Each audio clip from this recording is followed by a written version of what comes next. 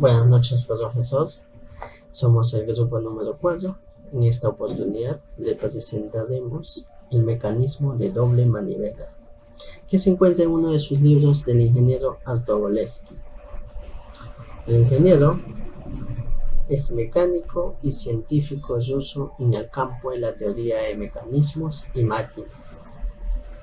Bien, los integrantes son Joaquín Chunga, José Díaz, Braulio Guamantingo, Jesús Tarazona y quien les habla Uas Apas. Introducción.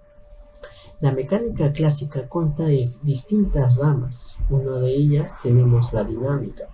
Esta incluye las acciones que produce el movimiento. Esto se transmite con otros a través de las fuerzas. Por lo tanto, es necesario inventar mecanismos cuya tarea principal sea crear condiciones favorables para la vida humana. En el campo de la ingeniería civil, la utilización de diversos mecanismos es fundamental y primordial, pues esta nos ayuda a la seguridad y manejo oportuno sobre el proyecto en obra.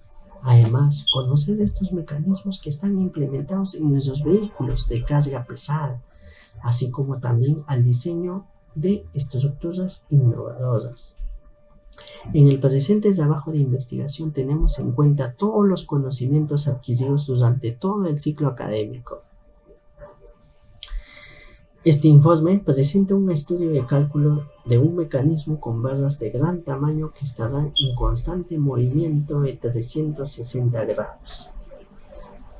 Una barra será más pequeña, como podemos visualizar en esta imagen, y se encontrará fijamente. Una cuarta barra se moverá de acuerdo a las barras grandes, las de acá y las de acá. Todas estas están unidas entre sí y tendrán sus dimensiones de acuerdo con los criterios asignados.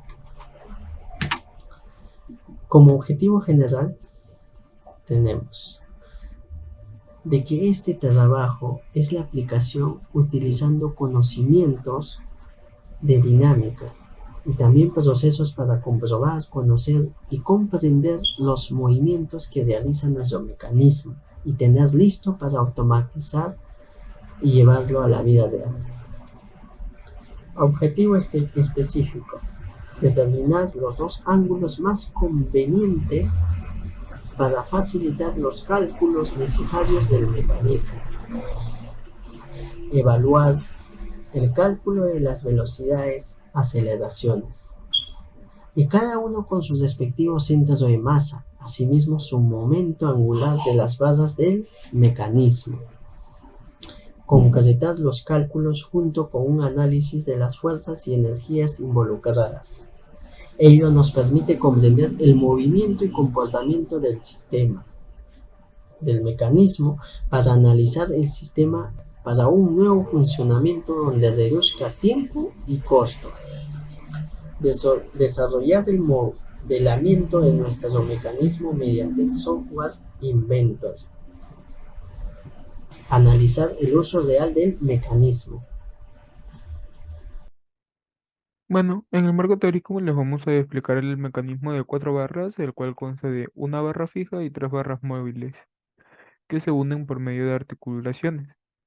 Este mecanismo lo hemos analizado a través de la dinámica, la cinemática del cuerpo rígido, el movimiento de traslación pura, el movimiento de rotación pura, el movimiento de rototranslación y la ley de Grashof, las cuales vamos a explicar una por una. La dinámica es la rama de la física, la cual estudia los movimientos acelerados, las fuerzas que lo provoquen, los efectos que producen. Estas se basan en las tres leyes de Newton. La primera, la cual es que un cuerpo permanece en reposo o movimiento constante a menos que se le aplique una fuerza. La segunda, que establece el cambio en el movimiento de un cuerpo es proporcional a la fuerza aplicada. Y la tercera, que es que para toda acción hay una reacción, pero en el sentido contrario. La cinemática del cuerpo rígido es la aplicación de la cinemática a los objetos rígidos o sólidos tridimensionales en el espacio. Se puede considerar todo tipo de movimiento. Puede ser la traslación, la rotación o la rototraslación. Para el movimiento de traslación pura, se genera en dirección de una línea recta que siempre está constante. También podemos tomar puntos en nuestro cuerpo rígido y las fuerzas siempre deben ser paralelas, nunca se van a chocar en movimiento de traslación pura. En el movimiento de rotación pura, tenemos que el cuerpo cambia de dirección a medida que se va desplazando, por lo cual solamente tiene el movimiento de rotación, el cual se va a hacer en el eje de en el eje central de nuestra figura. El movimiento de rototraslación es la superposición de los dos movimientos fundamentales, lo cuales son la rotación y la traslación. Y nuestro cuerpo va a tomar estos dos movimientos para desplazarse a través del plano. Y la ley de Grashof, la cual se establece justo para mecanismos de cuatro barras, que son los cuales es el mecanismo que estamos analizando. Tenemos una ley que se tiene que cumplir sí o sí para que ese mecanismo funcione, que sería que la barra de longitud más corta y la barra de longitud más larga debe ser menor o igual que la suma de las otras dos barras para que se pueda realizar, para que una de nuestras barras pueda realizar un giro completo y nuestro mecanismo pueda funcionar sin ningún inconveniente. Continuando con la exposición, les voy a hablar sobre la importancia que tiene la dinámica, sobre todo en nuestra sociedad y cómo ha influido en nosotros. Eh, la dinámica en sí es una rama fundamental de la física y analizarla y estudiarla nos permite saber cómo se comportan los diferentes mecanismos o sistemas a partir de los movimientos que generan. Eh, Esto también nos permite diseñar y optimizar los diferentes sistemas, ya sean sistemas de transporte, sistemas hidráulicos, sistemas de electricidad, entre muchos más ámbitos, sobre todo en la ingeniería, en la ciencia y la tecnología. Este último en la tecnología trae demasiado avance su estudio del comportamiento, ya que podemos de ello poder fabricar nuevos autos, nuevos, por ejemplo, los trenes, que es desde hace mucho tiempo se ha llevado haciendo, gracias a la dinámica y a los mecanismos, y entre muchas cosas más. Por otro lado,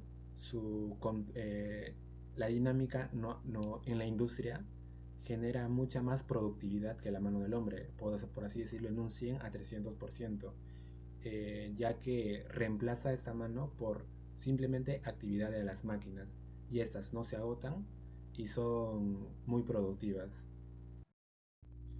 Eh, Partiendo de lo anteriormente dicho, ahora voy a continuar con la descripción del mecanismo, el cual lo hemos desarrollado en el software Inventor profesional. Bueno, este mecanismo consta de cuatro barras.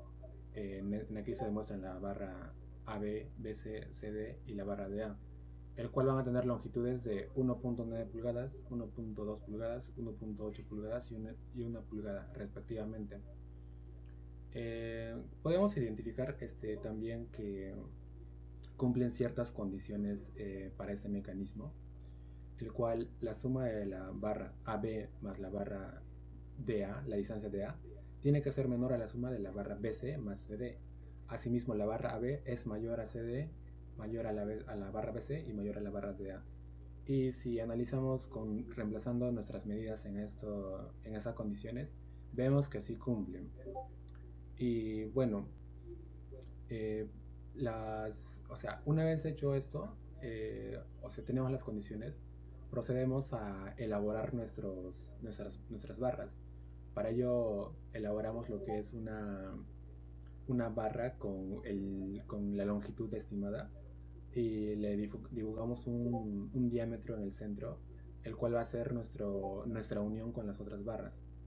Repetimos el proceso para cada una de las barras y nos quedamos con la barra DA última, el cual va a ser nuestro soporte fijo, por así decirlo, para las otras tres barras. Al momento de ensamblarlas, vamos a poder ver que cada una puede girar, la barra AB y la barra CD pueden girar sobre su propio eje. ¿Esto qué nos quiere decir? Que su movimiento va a ser rotacional y lo vamos a llamar maniobras. Manivelas por lo general generan, hacen revoluciones completas, enteras. Y al ensamblarla con la barra BC, esta, esta barra va a presentar un sentido de rotación y traslación. Y a esta le vamos a llamar una biela. Por lo consiguiente, es por eso que llamamos al mecanismo desarrollado un mecanismo de dos manivelas y una biela. Y va a tener 4 elementos articulados, como lo podemos ver aquí ahora mismo. Si lo ponemos en frontal a nuestro mecanismo, nos podremos dar cuenta que al girar las barras van a hacer como les dije anteriormente, van a generar una circunferencia. Ambas barras van a generar una circunferencia.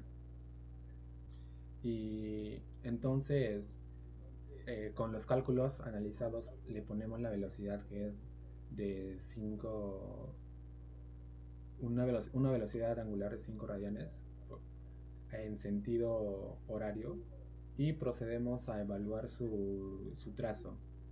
Y en sí este sería el trazo que llega a quedar para este mecanismo. Ahora bien, ¿qué aplicaciones tiene este mecanismo en la vida real?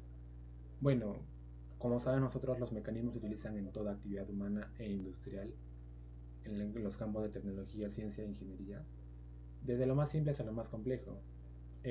Muchos mecanismos pueden, o sea, se trabajan de formas distintas, pueden tener una manivela o dos manivelas así, o un sistema mucho más complejo. Y estos nos van a poder, o sea, como desarrollar eh, múltiples accesorios, múltiples productos que son de mucha utilidad en los campos que he dicho anteriormente. Por ejemplo, este mecanismo es muy utilizado para los motores de combustión interna, ya que transforman las revoluciones por las manivelas en direcciones, en movimientos puntuales.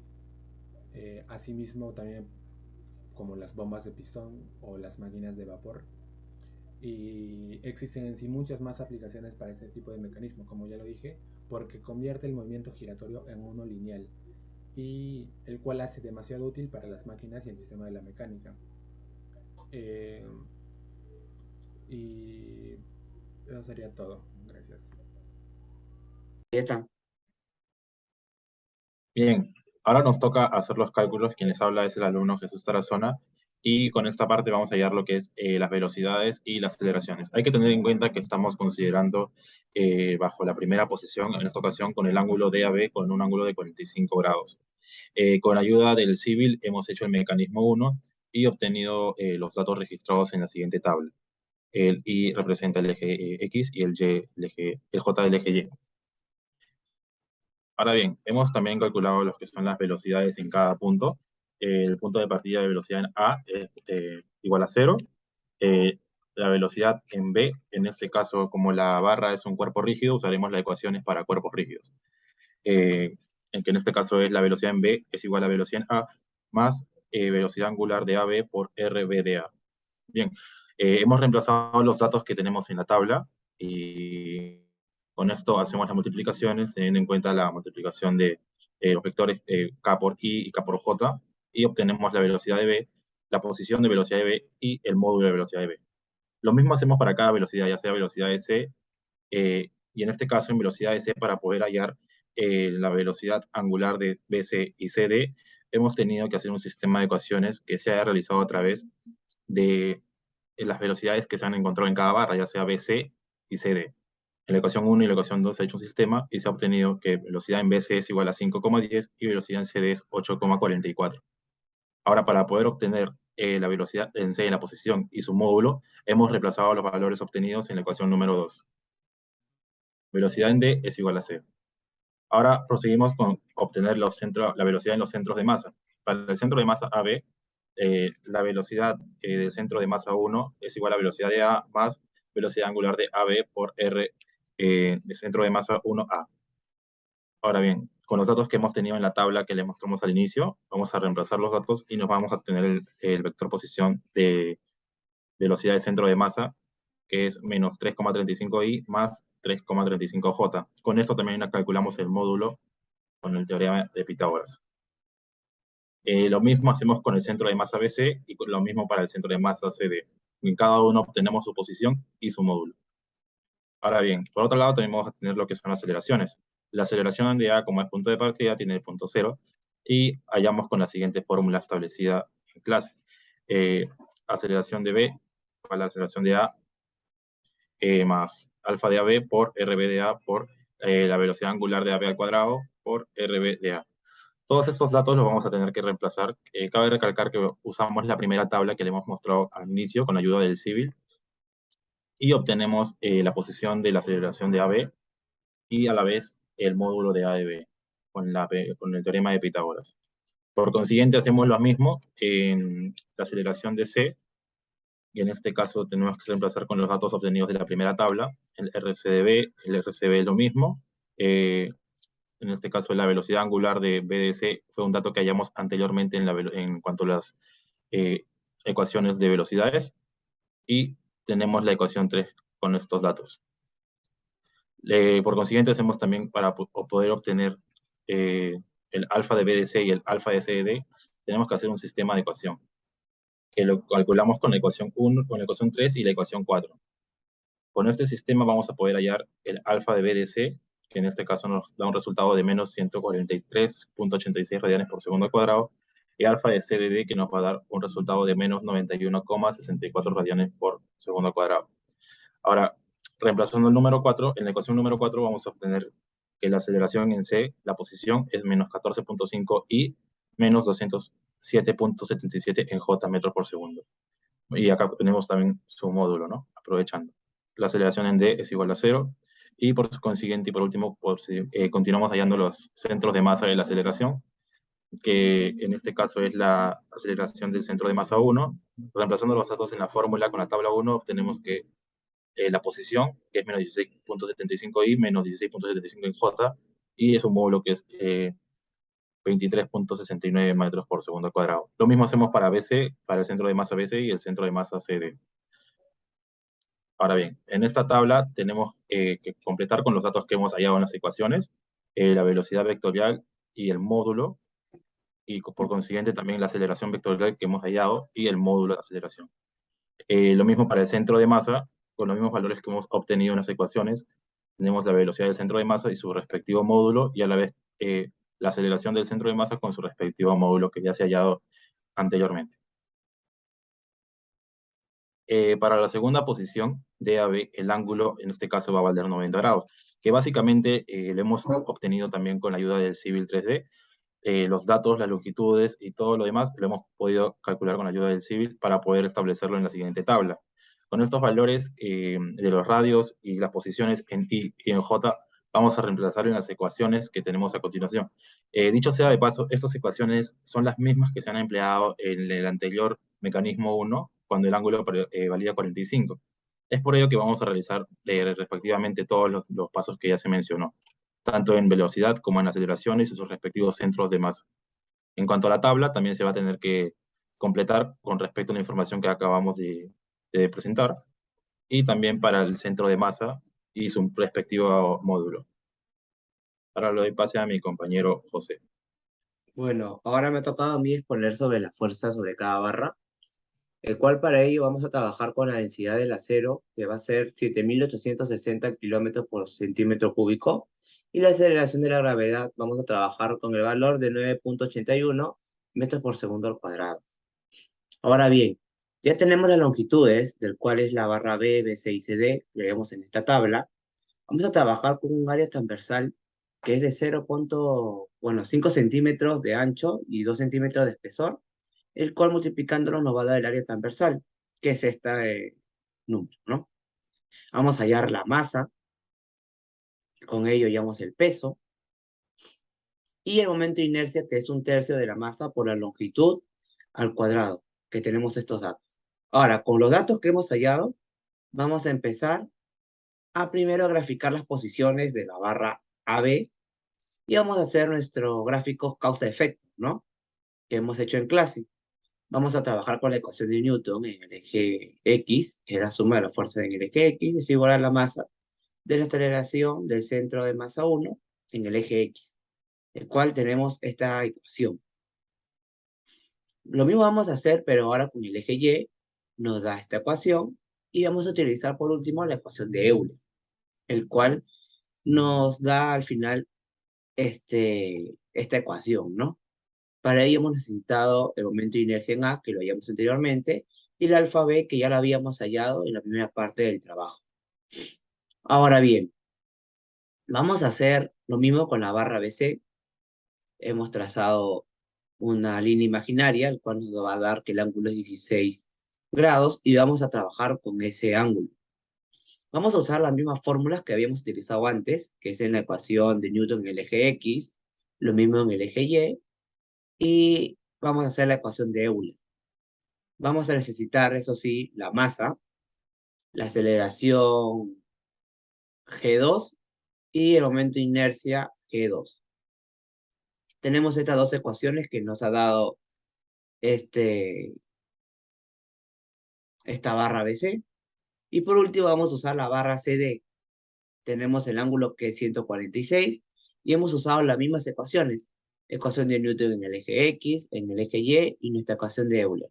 Que tenemos 3 ecuaciones que nos dan por usar estas 3 fórmulas. Ahora vamos a irnos a la segunda posición, el cual nuestro ángulo, como bien lo explicó mi amigo Jesús, es el ángulo de 90 grados. Vamos a hacer lo mismo en las 3 barras AB, BC y CD, los gráficos de causa-efecto. Como bien sabemos, vamos a utilizar nuevamente, ¿no?, la ecuación de Newton en el eje X, la ecuación de Newton en el eje Y nuestra ecuación de Euler. Vamos a trabajar con los datos que tenemos en nuestro cuadro anteriormente mencionado y con los datos que nuestro amigo Jesús nos explicó cómo lo hallamos en la primera parte del trabajo. Por último, ingresamos a la barra BC, el cual nos da que este ángulo va a ser de 5 grados. Lo vamos a reemplazar y nos dan la siguiente fórmula, ¿no? Lo mismo con la barra CD, con los gráficos causa-efecto.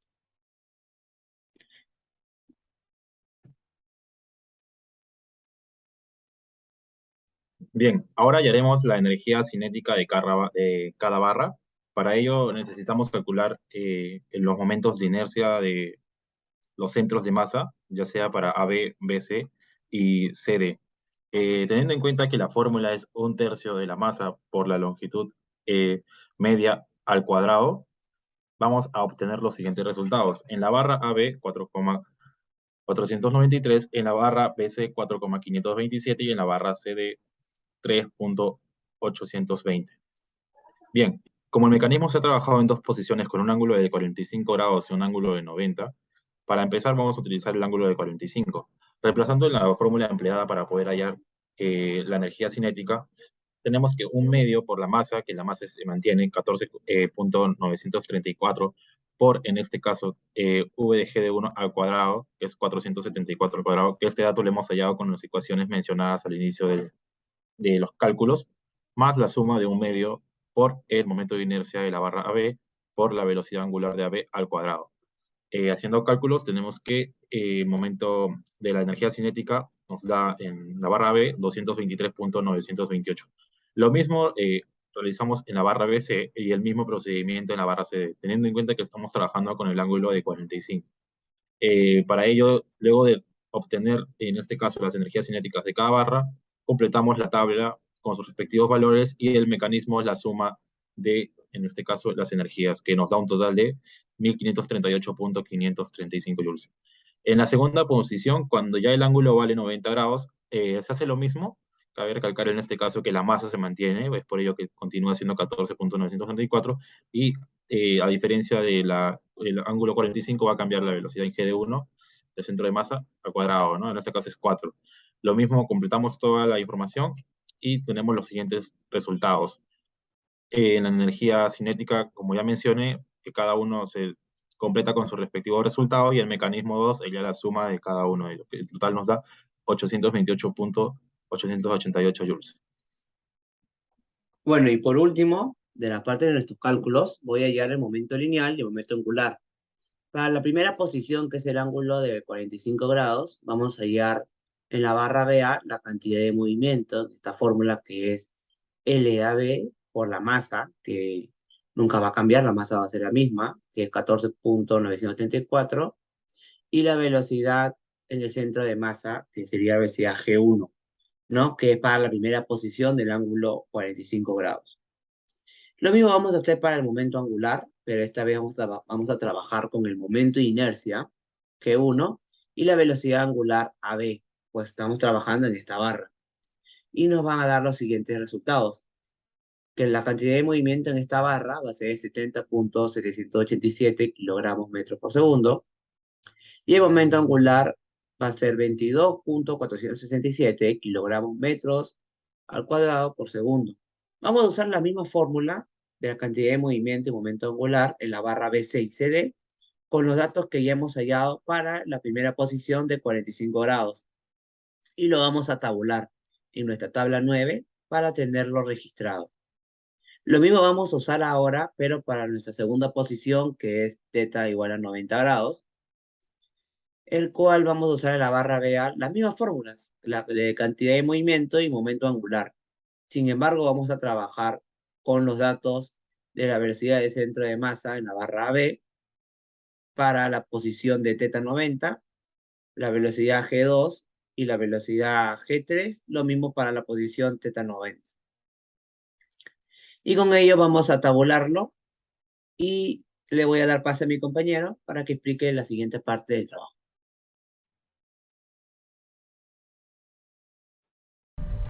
Conclusión.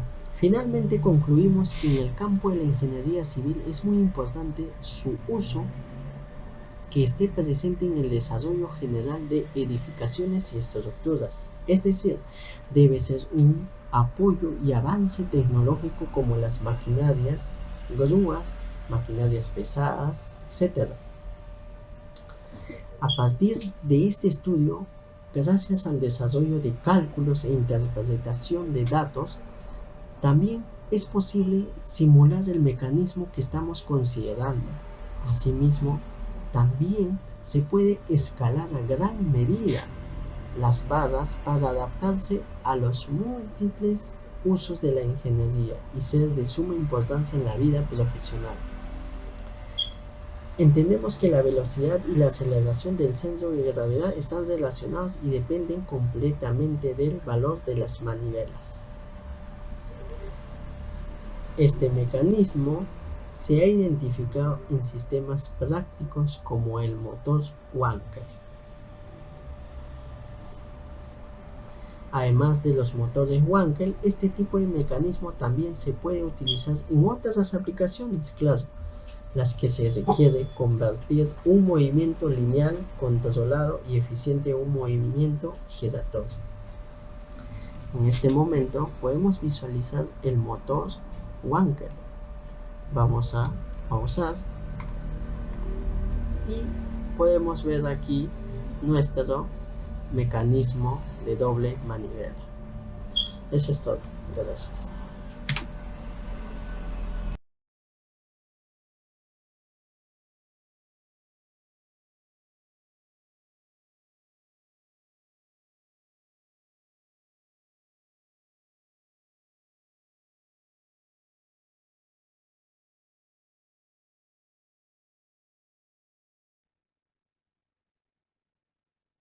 Ahora nos toca las recomendaciones. Se recomienda verificar los cálculos realizándolo por lo menos 2 veces para asegurarnos de que estén hechos con el procedimiento adecuado y nos den las respuestas correctas.